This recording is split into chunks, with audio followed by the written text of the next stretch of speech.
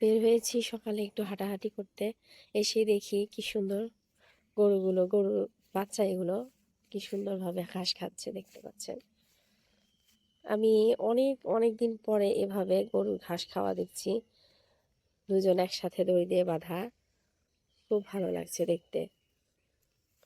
ঘাসগুলো কি সযত্নে যত্ন করে খাচ্ছে, চিবিয়ে চিবিয়ে খাবে, এরপরে জাবর কাটবে যাকে বলে। সত্যি দেখতে খুবই ভালো লাগছে। এই সকালবেলা এখানেও আরো দুইটা গরু।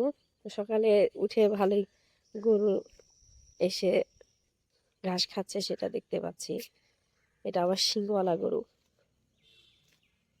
এই যে, তোমার তো দুইটা শিং, একটা ছোট একটা বড়। হুম, কি গো, তোমার একটা ছোট শিং একটা বড় শিং কেন? দেখতে পাচ্ছেন আপু ভাইয়ারা, একটা শিং বড় একটা শিং ছোট। অবাক লাগছে না দেখতে? ওকে বলাতেও মনে হয় লজ্জা পাচ্ছে। আর এখানে কি অবস্থা দেখি তো। পাখিটা ওকে দেখে ভয় পাচ্ছে, আবার খুব কাছেও আসার চেষ্টা করছে। ও, এর শিংটা আমার ঠিকঠাক, এটা সুন্দর লাগছে, কালচে ব্রাউন কালার। উনিও সযত্নে ঘাস খাচ্ছে। বাহ, কি সুন্দর। গ্রামে এরকম নিরিবিলি পথে হাঁটতে সত্যি খুব ভালো লাগে।